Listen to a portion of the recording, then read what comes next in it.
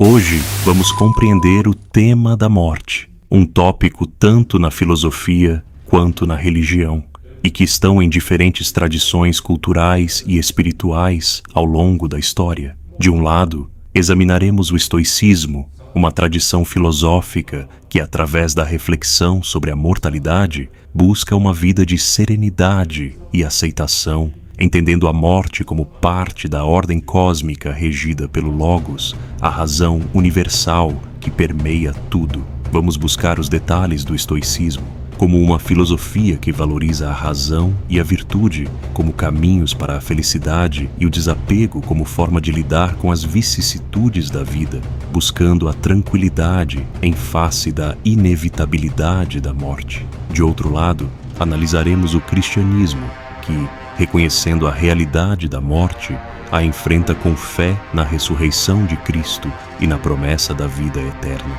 Veremos como o cristianismo, baseado em sua fé, vê a morte como um inimigo a ser superado e não apenas como um evento natural a ser aceito, como no estoicismo. Como essas tradições entendem a morte? Vamos descobrir. Em vez de apresentar essas visões como opostas, vamos adentrar nas complexidades e possíveis áreas de diálogo, reconhecendo que ambas oferecem perspectivas distintas.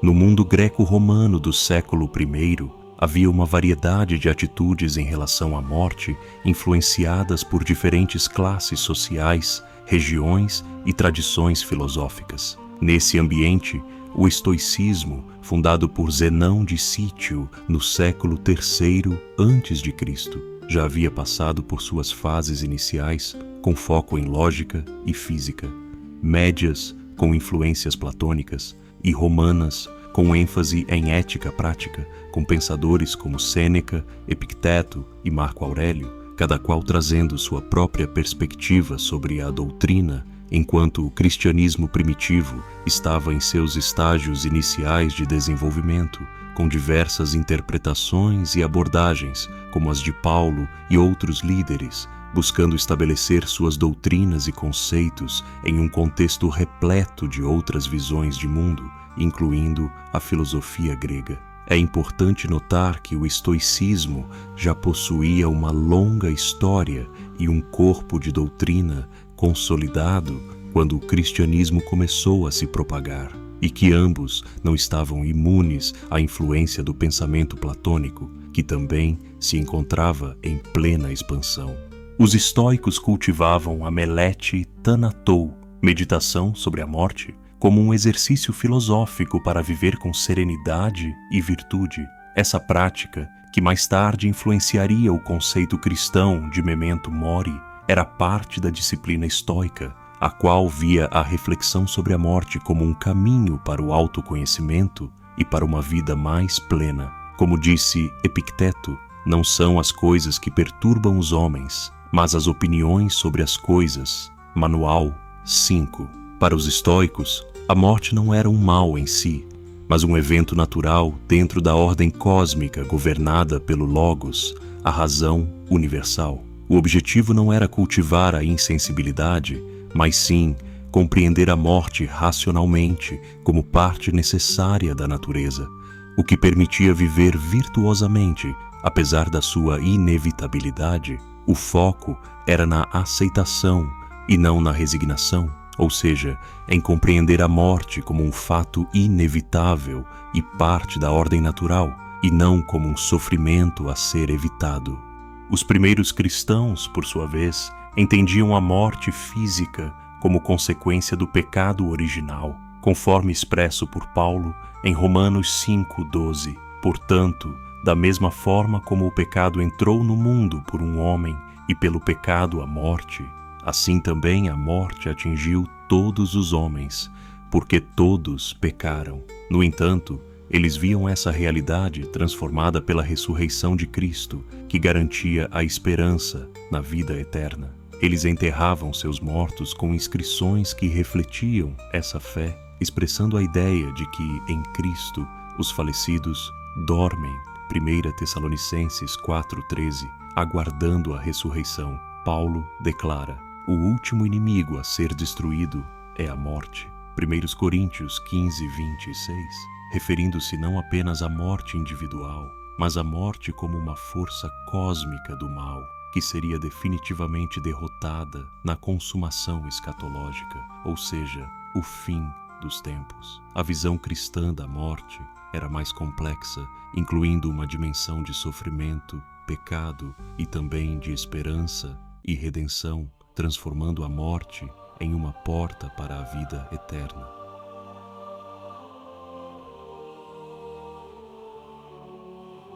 Antes de prosseguirmos, é importante contextualizar a prática da meditação sobre a morte, que posteriormente foi associada ao conceito memento mori, tão central para nosso tema. Esta expressão latina, que significa literalmente "lembre-se de que você vai morrer", tornou-se um importante tropo artístico e simbólico que serve como lembrança da inevitabilidade da morte e da efemeridade da vida.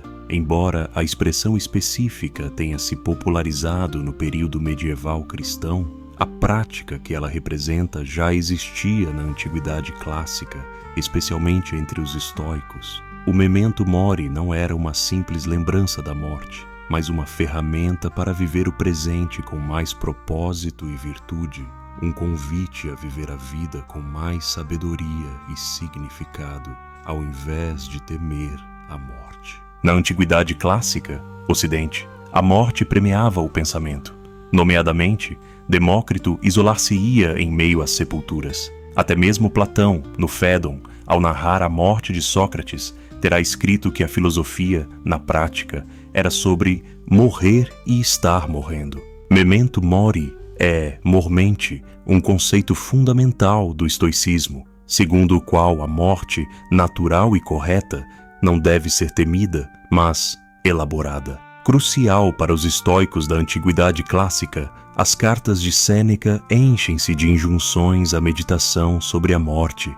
Sêneca diz: muitos homens se apegaram e apegam à vida, assim como os que são levados pela correnteza e se agarram às pedras afiadas. A maioria deles mingua e flui em miséria face ao medo da morte e às dificuldades da vida. Esses não estão dispostos a viver e ainda não sabem como morrer. Os filósofos estoicos foram particularmente proeminentes no uso desta disciplina. Sêneca, em suas cartas a Lucílio, instruía seus leitores a meditar sobre a morte para valorizar a vida e praticar o desapego, a aceitar a finitude da existência. Epicteto aconselhava seus alunos a lembrar-se da mortalidade das pessoas que amavam, como ao beijar um filho ou amigo, moderando o apego e valorizando o momento presente, vivendo o presente em sua plenitude. Marco Aurélio,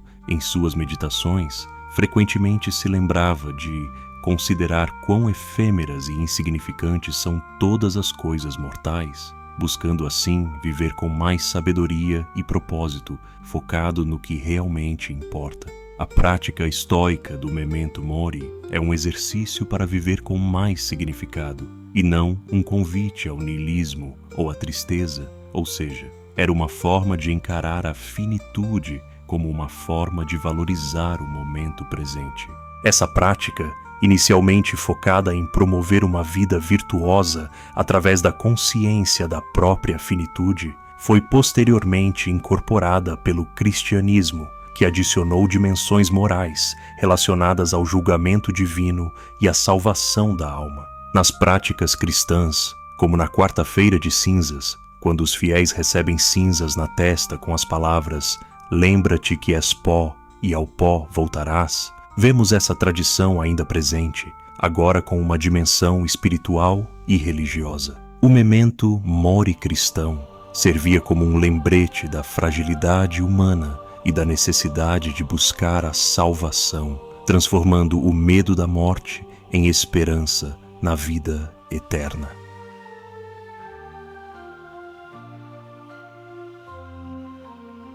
Marco Aurélio comparava a morte às transformações cósmicas, escrevendo: observa o curso das estrelas, as transformações dos elementos uns nos outros. Para ele, a morte era apenas mais uma transformação natural no ciclo cósmico, uma parte do fluxo incessante da natureza, e a aceitação da morte era fundamental para viver em harmonia com a realidade e com a sua própria natureza. A morte era vista como um evento natural, não um inimigo a ser temido, mas como uma parte do ciclo da vida.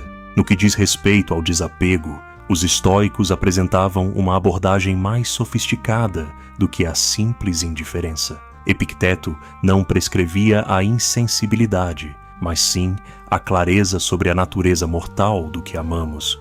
Quando fores beijar teu filho, diz a ti mesmo: estou beijando um mortal.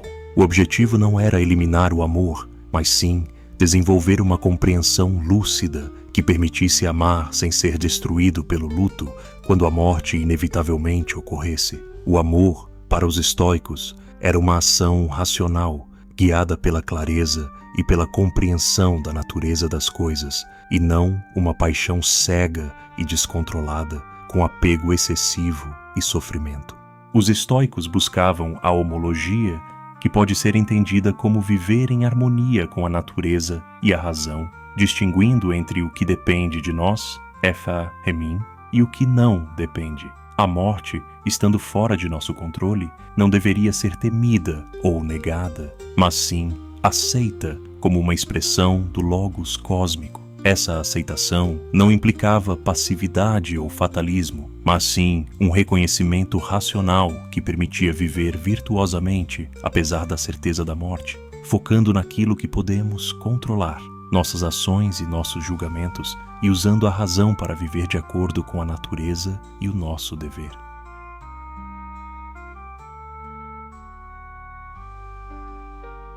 Paulo não negava a realidade da morte, mas a reinterpretava. Para mim, o viver é Cristo e o morrer é ganho. Filipenses 1:20-1.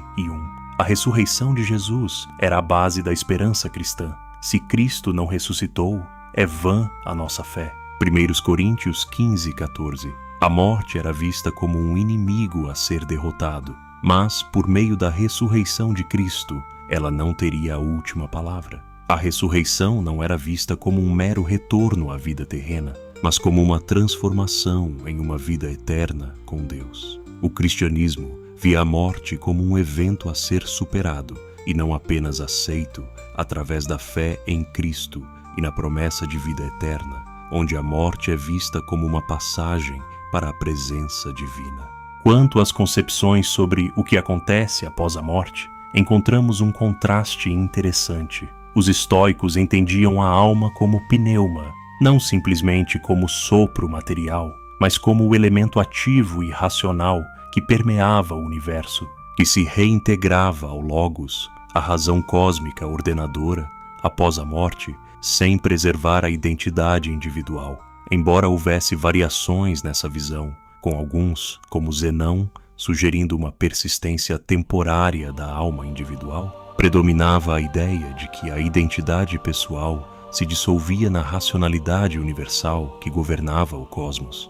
É importante notar que a física estoica atribuía uma importância central ao conceito do pneuma para compreender a natureza e a razão. A alma era vista como uma parte do todo que retornava ao todo após a morte, sem individualidade, como a água que volta para o oceano. Para os cristãos, conforme expresso por Paulo, a morte física é uma passagem para a vida eterna com Deus através da ressurreição. 1 Coríntios 15:40 e 2-44. O corpo mortal era semeado na corrupção, mas ressuscitaria em incorrupção. Assim, 1 Tessalonicenses 4:13-18 lembrava que os cristãos não lamentavam a morte como aqueles que não tinham esperança, devido à fé na ressurreição e no encontro com o Senhor. É importante notar que o cristianismo primitivo enfatizava a ressurreição corporal e não a imortalidade da alma separada do corpo. A concepção de espírito imortal reflete influências platônicas e helenísticas posteriores, que foram incorporadas ao pensamento cristão ao longo do tempo resultando em uma teologia mais complexa e diversificada do que aquela do cristianismo primitivo. A esperança cristã estava fundamentada na ressurreição do corpo e não apenas na imortalidade da alma.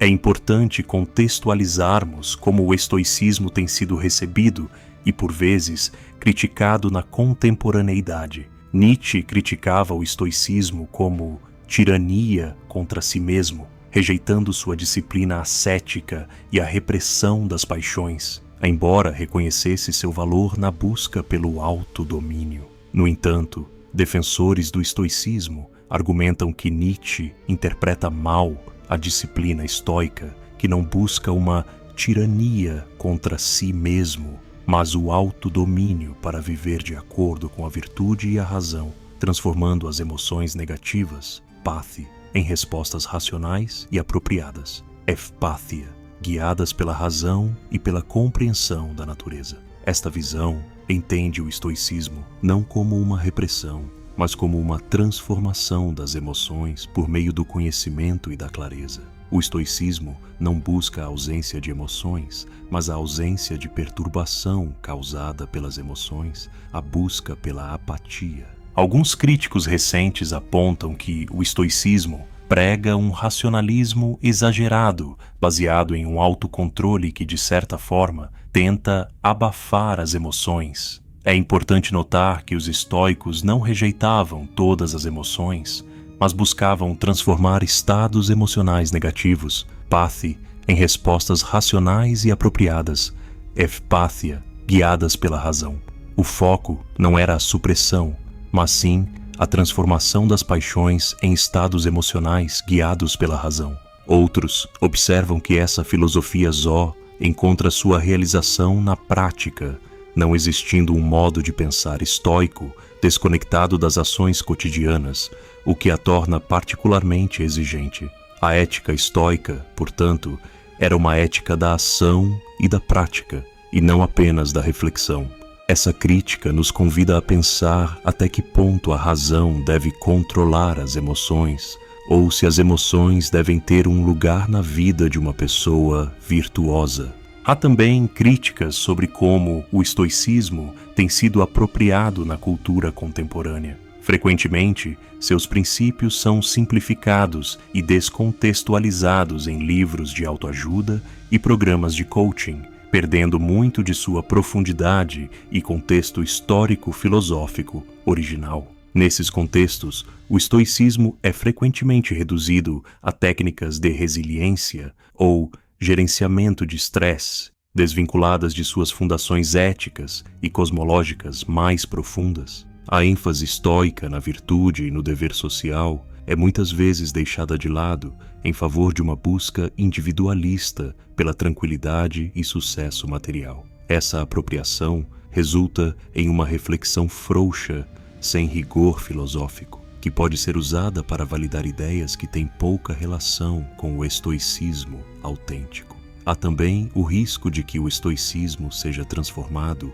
em um hedonismo disfarçado, buscando o prazer e o bem-estar individual como objetivo principal e não a virtude, como propunham os estoicos originais. Essa crítica nos convida a refletir sobre as formas como as filosofias são apropriadas na contemporaneidade e como elas são muitas vezes simplificadas e descontextualizadas, perdendo sua riqueza e complexidade. Alguns críticos também sugerem que o apelo contemporâneo do estoicismo pode refletir certo privilégio, sendo mais acessível para aqueles que não enfrentam adversidades extremas ou problemas estruturais. É preciso notar que o estoicismo foi praticado por pessoas de diversas classes sociais no mundo antigo, incluindo Epicteto, que foi escravo antes de se tornar filósofo. No entanto, as práticas estoicas que enfatizam o controle do que está sob o nosso poder podem se tornar um problema se negligenciarmos os problemas estruturais e as desigualdades sociais. Alguns críticos também mencionam como o estoicismo moderno, por vezes, se concentra em soluções individuais, negligenciando problemas estruturais e sociais mais amplos. Como disse um comentarista, altruísmo é um privilégio dos mais sábios, indicando que certas práticas estoicas podem pressupor condições socioeconômicas específicas e que a busca da virtude não pode se dar sem um engajamento social e político. O estoicismo, em sua forma original, propunha uma busca pela virtude que também tinha uma dimensão social e comunitária, que muitas vezes é negligenciada em suas apropriações contemporâneas.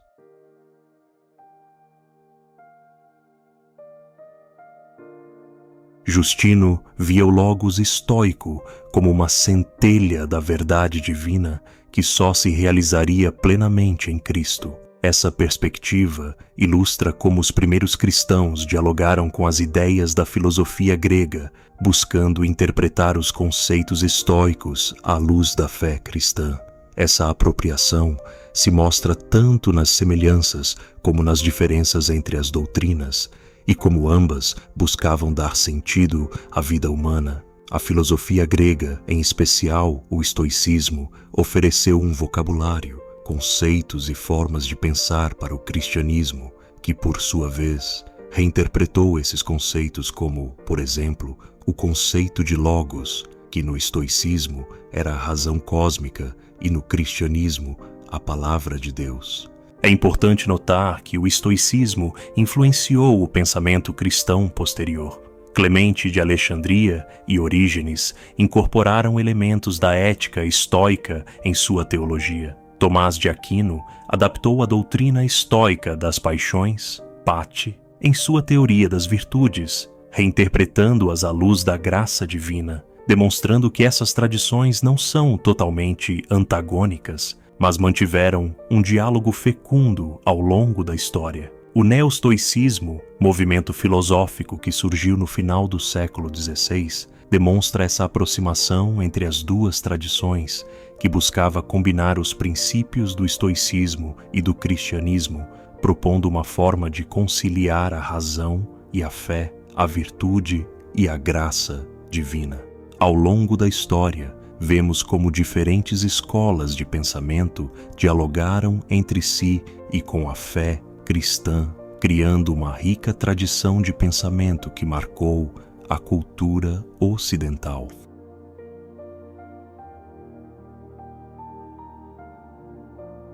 Vamos analisar dois textos lado a lado. Sêneca, em suas cartas a Lucílio, reflete: a morte não é um mal, e por que haveria de sê-lo? Seria um mal se destruísse ou prejudicasse algo, mas como poderia prejudicar aquele que já não existe? Essa passagem ilustra a abordagem estoica, baseada na compreensão da morte como um evento natural, que não sendo um mal intrínseco, não deve ser temida, mas sim aceita com serenidade. É importante lembrar que a visão de Sêneca não era simplesmente neutra, mas continha elementos de consolo filosófico e uma esperança estoica na harmonia com o cosmos, que se manifesta em sua crença no Logos, a razão universal que organiza o mundo. Os estoicos também acreditavam que, embora a vida individual fosse finita, a vida do Logos cósmico era eterna e que, ao nos conectarmos com a razão universal, fazíamos parte de algo maior e atemporal. Paulo, em Filipenses 1:21, declara: porque para mim o viver é Cristo e o morrer é lucro. Esse texto reflete a reinterpretação cristã da morte através da fé na obra redentora de Cristo, onde a morte, embora ainda considerada um inimigo, Primeira Epístola aos Coríntios, capítulo 15, versículo 26, é transformada em uma passagem para a presença divina, a comunhão com Deus. A atitude de Paulo em relação à morte não era unidimensional, mas continha tensões entre o reconhecimento da morte como consequência do pecado e sua transformação através da obra redentora de Cristo. A morte, para Paulo, era tanto um inimigo a ser derrotado como uma porta para a vida eterna, e a ressurreição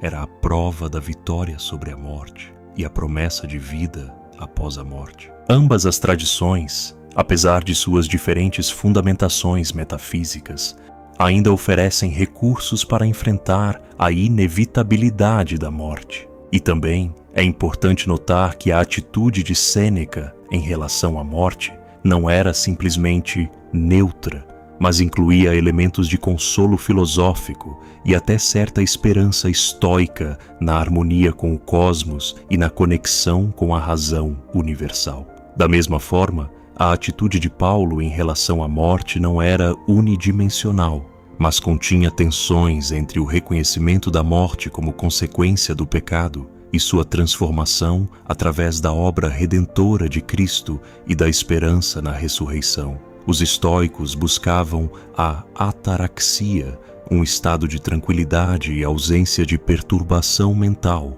através da aceitação e do autodomínio, enquanto os cristãos fundamentavam sua esperança na ressurreição de Cristo, buscando a salvação e a vida eterna com Deus.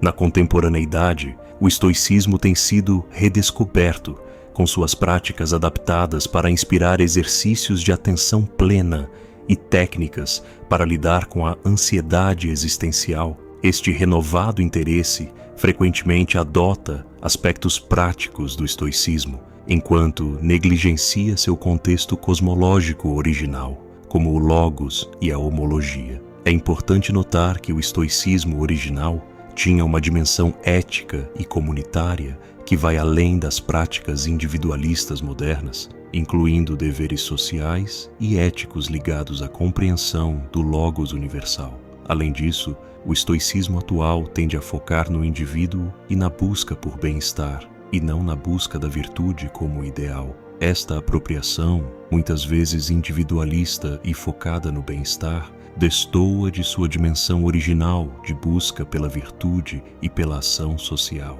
Os cristãos, por sua vez, mantêm rituais que expressam sua fé na vida eterna, como cultos memoriais, onde orações são oferecidas pelos falecidos e a esperança da ressurreição é reafirmada. Velas podem ser usadas, simbolizando a presença de Cristo como a luz do mundo. João 8:12.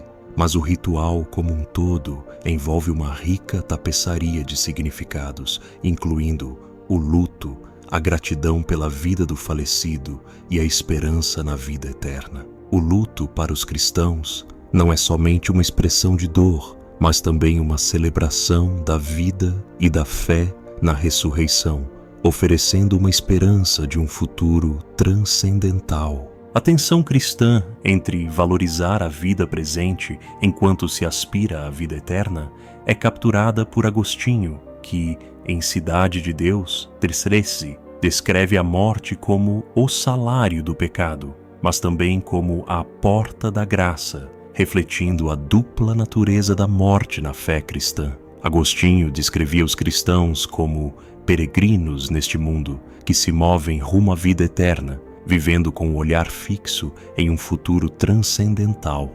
Já Lutero desenvolveu a doutrina dos dois reinos, enfatizando que os cristãos vivem simultaneamente como cidadãos deste mundo e do reino de Deus. A esperança na vida eterna não diminui a importância da vida presente, mas a transforma, dando-lhe um novo sentido à luz da eternidade, convidando os fiéis a viverem com sentido, mesmo que este esteja para além da vida terrena. Exemplos práticos dessas diferentes abordagens incluem, na perspectiva estoica, a contemplação da própria mortalidade funciona como um exercício para reduzir o apego excessivo aos bens transitórios e cultivar a virtude, promovendo um desapego saudável e não uma indiferença apática. Esse exercício não visa eliminar emoções, mas transformá-las através da compreensão racional da natureza das coisas, permitindo viver plenamente no presente, cumprindo deveres éticos e sociais. Na perspectiva cristã, a esperança na ressurreição informa a maneira como os cristãos vivem no presente, buscando uma vida de serviço a Deus e ao próximo. Essa esperança escatológica não diminui a importância da vida atual, mas a transforma, como expresso na tradição de celebrar a vida eterna em cultos memoriais. Salmo 116, versículo 15. Tanto o estoicismo como o cristianismo buscam dar sentido à vida e à morte, embora a forma como essa busca é realizada seja diferente. Uma pautada na razão e na aceitação, a outra na fé e na transformação.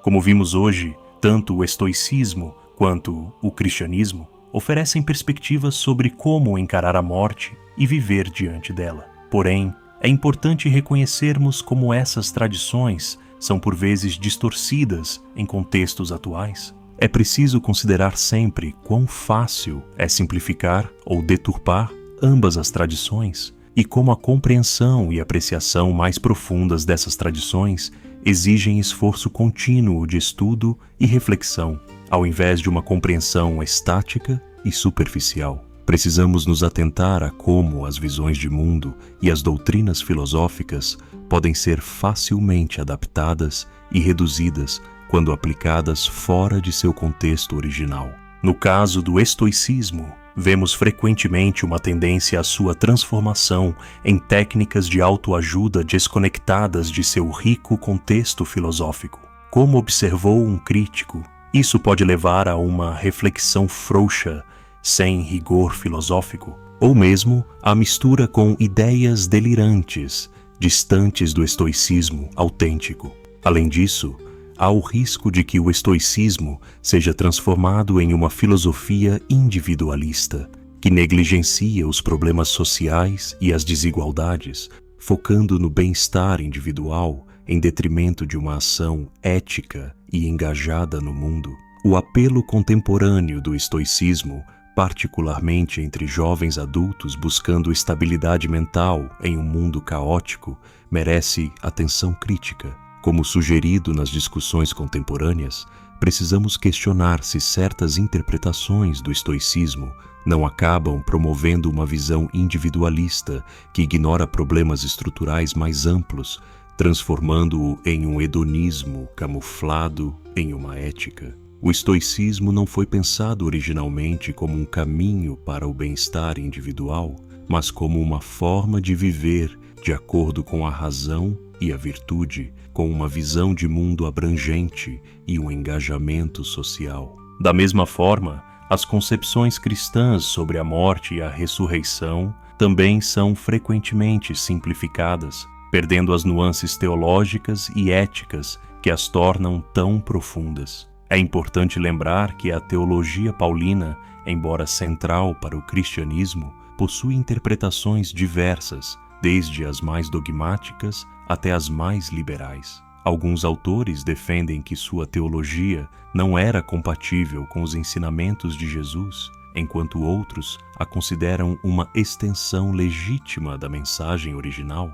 O desafio moderno é estudar essas tradições com o rigor que merecem, reconhecendo tanto sua relevância perene quanto suas limitações contextuais, buscando compreensão profunda e não apenas seguindo dogmas e tradições de maneira acrítica. O estoicismo convida à aceitação racional da mortalidade como parte da ordem natural, buscando a virtude e o autodomínio, enquanto o cristianismo oferece a esperança na transformação da morte através da ressurreição, buscando o amor e a salvação. Essas diferenças continuam a influenciar nossa cultura e nossas reflexões pessoais sobre a finitude humana. Ambas nos convidam a uma profunda reflexão sobre a nossa existência e a nossa relação com o mundo.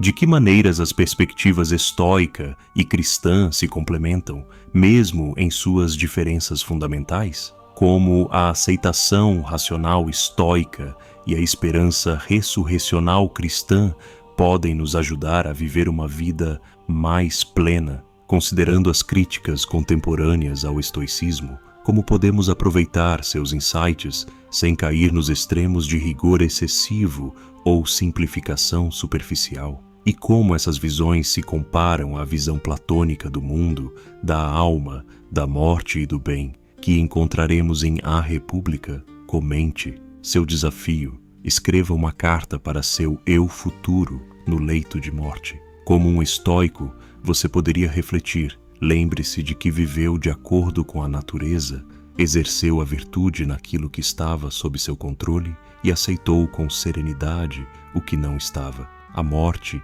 é apenas mais uma transformação natural no fluxo cósmico, uma volta à razão universal. Na perspectiva cristã, você poderia evocar: a esperança não decepciona, Romanos 5:5, e combati o bom combate, completei a carreira, guardei a fé, 2 Timóteo 4:7, confiando na promessa da ressurreição e da vida eterna com Deus e no encontro com o Criador. E na perspectiva platônica, você poderia dizer: busquei a verdade, contemplei o mundo das ideias e procurei a justiça, mesmo sabendo que nunca a alcançaria por completo no mundo sensível. De qual destas perspectivas você se sente mais próximo?